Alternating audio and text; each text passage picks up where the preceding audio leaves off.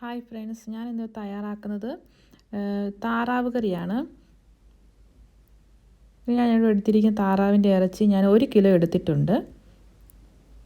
നന്നായി കഴുകി വൃത്തിയാക്കി എടുത്തിട്ടുണ്ട്. ഇനി നമുക്കൊരു പാത്രം എടുത്ത് അതിലേക്ക് നമ്മുടെ ഈ താറാവ് ഇറച്ചി ഇട്ട് കൊടുക്കാം.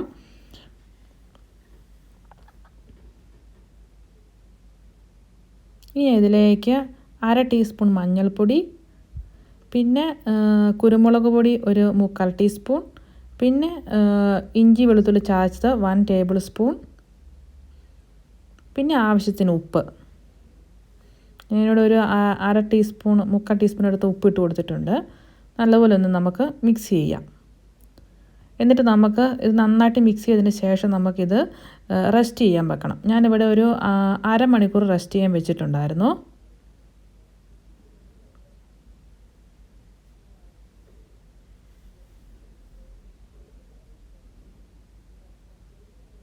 നല്ലതുപോലെ മിക്സ് ചെയ്യണം കേട്ടോ, എന്നിട്ട് വേണം ഇത് റെസ്റ്റ് ചെയ്യാൻ വെക്കാൻ വേണ്ടിയിട്ട്. അപ്പോൾ ഞാനിവിടെ റെസ്റ്റ് ചെയ്യാൻ വേണ്ടിയിട്ട് വയ്ക്കുന്നുണ്ട്.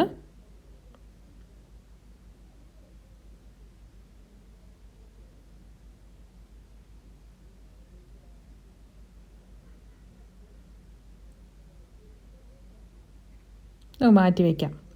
ഇനി ഞാൻ ഒരു പാത്രം അടുപ്പത്ത് വെച്ച് അതിലേക്ക് ഞാൻ വെളിച്ചെണ്ണ ഒഴിച്ച് കൊടുക്കുന്നുണ്ട്. വെളിച്ചെണ്ണ വേണോ വെളിച്ചെണ്ണ ഒഴിക്കാം, അല്ലെങ്കിൽ വെജിറ്റബിൾ ഓയിൽ ഏത് വേണമെങ്കിലും യൂസ് ചെയ്യാം. ഞാനിവിടെ വെളിച്ചെണ്ണയാണ് ഉപയോഗിച്ചിരിക്കുന്നത്. ഇനി നമുക്ക് ഇതിലേക്ക് ഞാനിവിടെ എടുത്തിരിക്കുന്ന സവോള, ഞാനിവിടെ 3 സവോളയാണ് എടുത്തിരിക്കുന്നത്. മീഡിയം സൈസ് 3 സവോളയാണ് എടുത്തിരിക്കുന്നത്. നമുക്ക് സവോള ഒന്ന് വഴട്ടാം ഇതിൻ്റെ അകത്തിട്ട്. ഇനി ഞാൻ ഇതിലേക്ക് ഇടുന്നത് ഇഞ്ചി വെളുത്തുള്ളി ചതച്ചതാണ്. ഞാനിവിടെ 2 ടേബിൾ സ്പൂണാണ് ഇഞ്ചി വെളുത്തുള്ളി ഇട്ട് കൊടുക്കുന്നത്. അതിൻ്റെ പച്ചമുളകൊക്കെ ഒന്ന് മാറിയതിന് ശേഷം നമുക്കിതിലേക്ക് പച്ചമുളക് ഇട്ട് കൊടുക്കാം. ഞാനിവിടെ എടുത്തിരിക്കുന്ന പച്ചമുളക് ഇച്ചിരി ചുമന്നു പോയ പച്ചമുളകാണ്. ഒരു പച്ചമുളക് ഒരു 3-4 എണ്ണം ഇട്ട് കൊടുക്കാം. പിന്നെ ഈ മുളകൊക്കെ ചേർക്കുന്നത് എരിവിനനുസരിച്ച് ചേർത്ത് കൊടുക്കാം.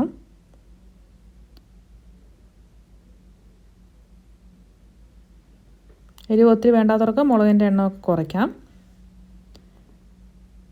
ഇനി നമുക്കിതിലേക്ക് ആഡ് ചെയ്യുന്നത് പൊടികളാണ്. ഞാനിവിടെ മഞ്ഞൾപ്പൊടി ആഡ് ചെയ്ത് കൊടുത്തിട്ടുണ്ട്, ഒരു 1/2 ടീസ്പൂൺ.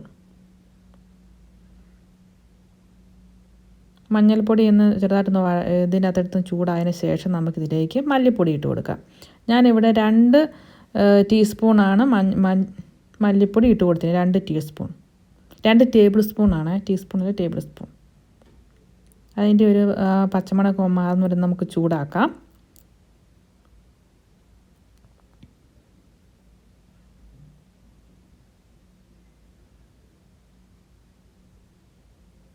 ഇനി നമുക്കിതിലേക്ക് മുളക് പൊടി ഇട്ട് കൊടുക്കാം. ഞാനിവിടെ 1.5 ടേബിൾ സ്പൂൺ മുളക് പൊടിയാണ് ഇട്ടിരിക്കുന്നത്. എരിവ് കുറവ് വേണ്ടവർക്ക് മുളക് പൊടിയുടെ അളവ് കുറച്ചിടാം. ഇത് നന്നായി ചൂടായതിന് ശേഷം വേണം നമുക്ക് ഇതിലേക്ക് തക്കാളി ചേർക്കാൻ വേണ്ടിയിട്ട്. ഞാനിവിടെ എടുത്തിരിക്കുന്നത് 2 തക്കാളിയാണ് ഞാൻ ചെറിയതായിട്ട് കട്ട് ചെയ്തെടുത്തിരിക്കുന്നത്. 2 തക്കാളി. നമുക്ക് തക്കാളി ഇതിൻ്റെ അകത്തിട്ടൊന്ന് വഴറ്റിയെടുക്കാം.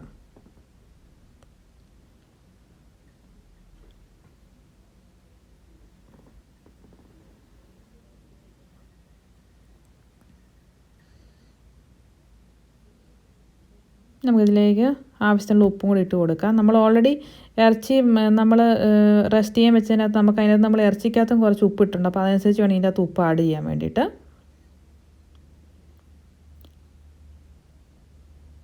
ഇതെല്ലാം നന്നായിട്ട് വഴന്ന് വന്നതിന് ശേഷമാണ് നമ്മൾ നമ്മുടെ ഇറച്ചി ഇതിലേക്ക് ചേർത്ത് കൊടുക്കുന്നത്.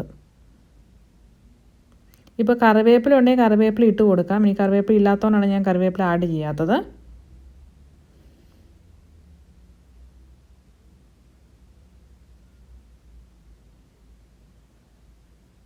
ഈ കറികളിലൊക്കെ, ഇറച്ചിക്കറികളിലൊക്കെ നമ്മൾ കറിവേപ്പില ചേർക്കണം, എന്നാലേ നല്ലൊരു ടേസ്റ്റ് ഉണ്ടാവുള്ളൂ. കറിവേപ്പില മറന്നു പോയാൽ, നമുക്കിവിടെ കറിവേപ്പില കിട്ടാത്തതുകൊണ്ടാണ് കറിവേപ്പില ചേർക്കാത്തത്.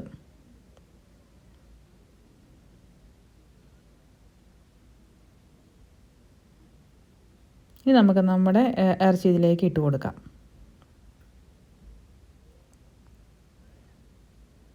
നമുക്ക് നല്ലതുപോലെ ഒന്ന് മിക്സ് ചെയ്യാം.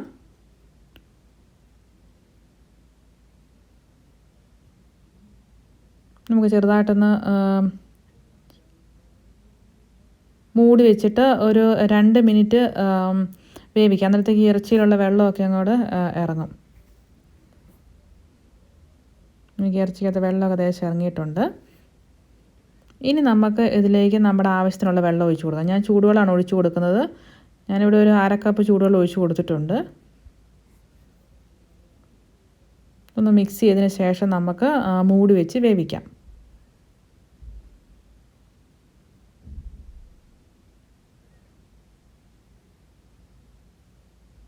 ഇപ്പം നമ്മുടെ ഇറച്ചി ഏകദേശം 3/4 ഭാഗം വെന്തിട്ടുണ്ട്. കാരണം ഓരോ ഇറച്ചിയുടെ വേവ് വ്യത്യാസം കാണും. എനിക്കിവിടെ ഒരു 1/2 മണിക്കൂർ എടുത്തു ഇത് വേകാൻ വേണ്ടിയിട്ട്. ഇപ്പം നന്നായിട്ട് അതിൻ്റെ അത് വെള്ളമായിട്ടുണ്ടെങ്കിൽ നമുക്കിത് തുറന്ന് വെച്ച് വേവിക്കാം. ഇതിൻ്റെ വെള്ളമൊക്കെ കുറച്ച് പറ്റും.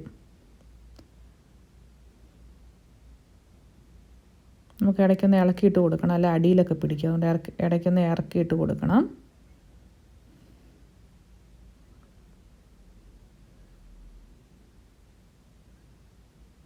കാരണം വളരെ എളുപ്പത്തിൽ തയ്യാറാക്കാവുന്ന ഒരു താറാവ് കറിയാണ് ഇത്. അതുപോലെ നല്ല ടേസ്റ്റും ഉണ്ട് ഈ താറാവ് കറി. അപ്പോൾ എല്ലാവരും ഒന്ന് ട്രൈ ചെയ്ത് നോക്കുക.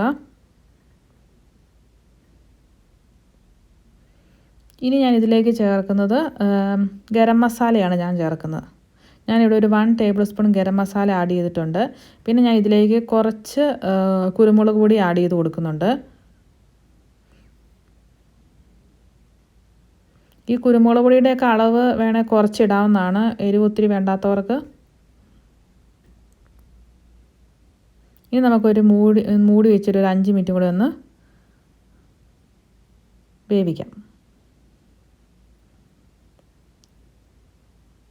ഇപ്പോൾ വെള്ളം ഏകദേശം കുറേ വറ്റിയിട്ടുണ്ട്. അപ്പം നമ്മുടെ താറാവ് കറി റെഡിയായി. അപ്പോൾ എല്ലാവരും ഒന്ന് ട്രൈ ചെയ്ത് നോക്കുക.